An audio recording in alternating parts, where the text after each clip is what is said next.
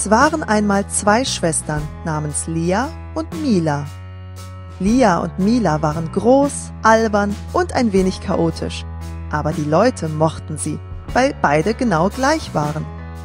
Sie waren Zwillingsschwestern. Die Familie von Lia und Mia liebte es zu reisen. So besuchten sie immer neue und aufregende Orte.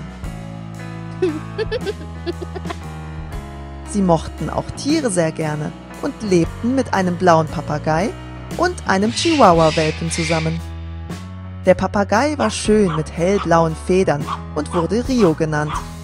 Der Welpe war sehr klein, zimtfarben, hatte sehr große Augen und wurde Teki genannt.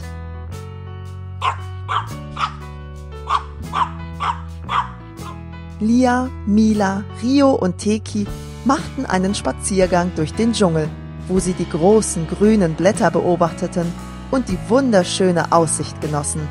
Beim Versuch, an die Spitze eines grünen Berges zu gelangen, wurden sie müde. Deshalb beschlossen sie, eine Pause einzulegen. Aber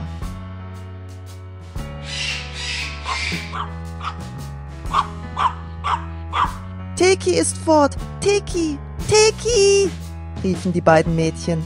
Aber Teki war nicht aufzufinden. Wo ist Teki nur? Rio konnte sehr hoch fliegen, also hielt er Ausschau. Aber Teki war ein kleiner Hund und schwer zu sehen.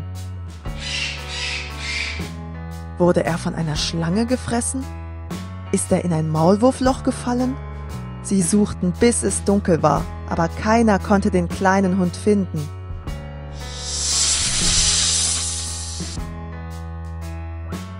Lia, Mila und Rio kamen so traurig nach Hause.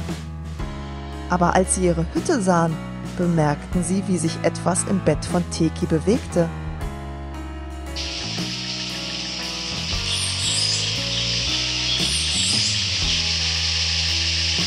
Es war Teki. Er war müde auf der Spitze des Berges geworden und zurück zu seinem Bett gelaufen, um zu schlafen. Die Mädchen umarmten ihn und waren überglücklich, ihn wiederzusehen. »Teki, du bist ganz schön wild«, sagten sie mit einem großen Lächeln.